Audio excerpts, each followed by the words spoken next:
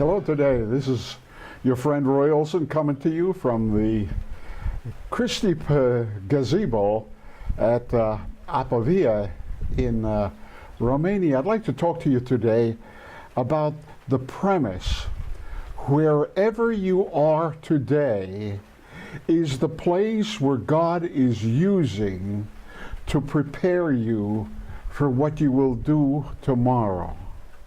You see, God needs a prepared man or woman. And the question is not, will God use a man or woman? The question is there anybody who has gone through the process, accrued to them the experience that they will need in order to go into the future? And I use David as another one of my examples. And you remember how God chose him because of his humility, amongst other things. But then he began to rise up in self-importance. And so God rejected him and sent the prophet Samuel to the house of Jesse to find someone else. And it's interesting that God says, there I have provided me, and we could easily interject there, and I have prepared me a man to become a king amongst his sons. And you know the story, how Samuel sent word ahead and said to Jesse, prepare your boys, I'm coming to select the new king.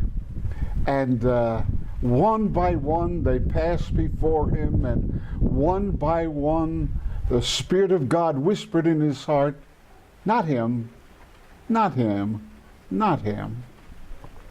We wonder why not one of those. Well, it seems they just were not prepared. And so you remember the story that Samuel said, don't you have any others?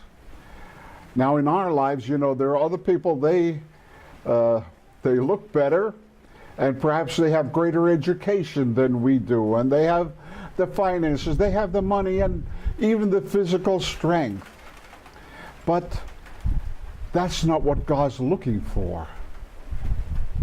So Jesse says to Samuel, oh yes, we've got another son, I've got another son, but he's, up in the hills. He's taking care of the sheep. What he was really saying, along with his brothers, is, yeah, but I left him there because he doesn't have the potential to become a king. I mean, he's just a shepherd boy. He really does not have that kind of significance or that kind of value. And even the brothers, I mean, which one of the brothers protested and said, hey, Dad, where's David? Let's wait for David to get here. Didn't even seem to occur to them. Why? He's just a shepherd boy. They were minimizers. They minimized David's potential. They minimized his preparation because he wasn't prepared, as we would say today, to go to theological seminary or Bible school or school of divinity. He didn't go through that process, whatever that process would have been in that day. No, he wasn't even considered a possibility, a prospect. And so they never bothered to tell him, call him, invite him, or whatever it had been.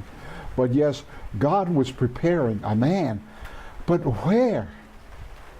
Watching sheep. God, you can't prepare me because I'm a sheep watcher, I'm a shepherd, I'm just whatever, fill in the blank you choose. I'm just an artisan, I'm just a craftsman, I'm just a woman, I'm just a teenager, I'm too old, I'm too young. You know, always a reason why not me, but yes. Even up there, even where you are today, God can use that to prepare you, because God is not as interested in your skills as he is in character. And wherever we are, God has the ability to train us, to forge, to create within us character. And so God said to Samuel, I have rejected them because I look differently. I see things differently than other people do. They look on the exterior, but I look at the heart. Yes, my friend, God is looking at your heart. He sees the exterior, but that's not what he's looking for. We have gone through trials, we've gotten beat up, sometimes we fail, we get knocked down, all kinds of things are happening, but that's not what really counts to God. What counts to God is the character that is being forged and built within us. So Samuel, in all his spiritual perception and wisdom, says, we're not going forward with any food or anything until we find this young man, David. And as soon as David appeared, coming down ruddy from taking care of the sheep, smelly sheep, God says immediately, that's him. That's the man. And he anointed David, and the Spirit of God came upon him. But it's interesting to note where he got anointed. Samuel seems to have poured the oil, the anointing oil, upon David right in front of his fathers and his brothers, the minimizers, the naysayers, the negative thinkers. Right there, God did that, and God was making a statement, I assume, to them as well. And after David was anointed, what did he do? He went back to taking care of sheep. Why? Because this is a divine principle. Just because you have anointed does not mean you have been promoted to another position. There are many people in our churches, who receive an anointing. God blesses them and blesses their ministry, and immediately sometimes they think, well, I'm better than the pastor, I'm bigger than the pastor, he ought to make step aside and make room for me. But that's just not the case.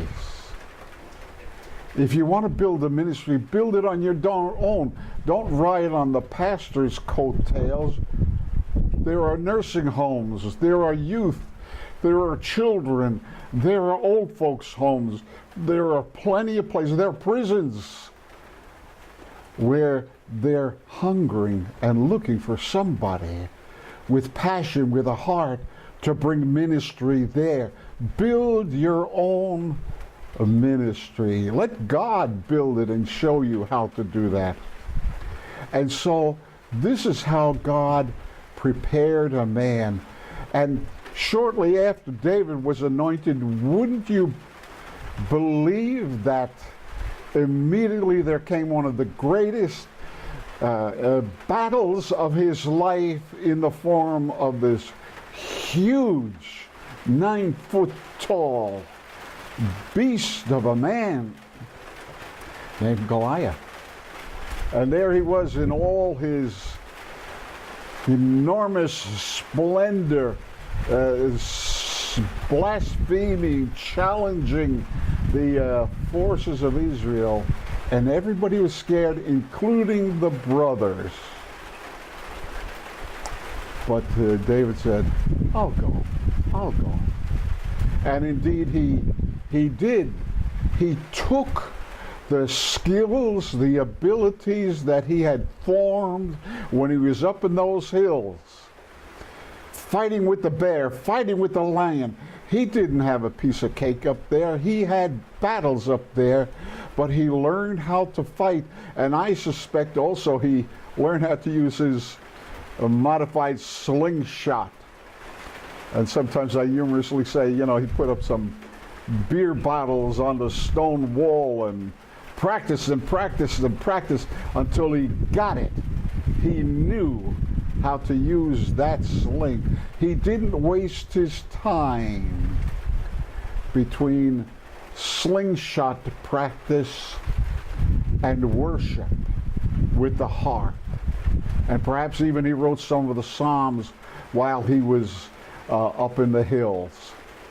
And so an unknown David, known only to his family and to Samuel and so on, encounters this incredible foe in battle, knocks him out with his sling, the stone, and immediately seizes the opportunity to take off his head with Goliath's sword, no less. And overnight, from obscurity, he came into national prominence. Dear brothers and sisters, you can't tell what God is doing. But we have this verse, be not weary in well-doing. If you're doing well, don't get tired of it. Press on, endure. Because in due season, yes, there's a due season. God doesn't work with the preemies. God lets things develop until he sees it's time. And then you can be in the prison in the morning like Joseph, and in the palace in the afternoon, or like David, unknown in the morning and the afternoon in national prominence. He didn't use the abilities or the gifts or the equipment that other people had, to send Saul's armor and so on. He didn't use the gifts and the abilities and the talents that others have. Don't you do that either, if I may suggest. Use what God has given you. Develop what God has given you. Don't be jealous of what others have. Develop what you have. Find out what you have. You probably already know. Don't minimize a simple sling with some stones when you compare it to the suit of armor. Use what God has given you. And so, dear friend, my message today is a word of encouragement.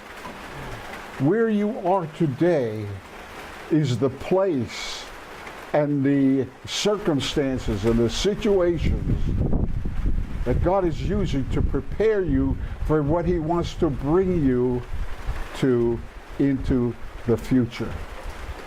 He that is faithful in that which is little shall be faithful also in that which is much. If you're not faithful there, why should God give you a larger place?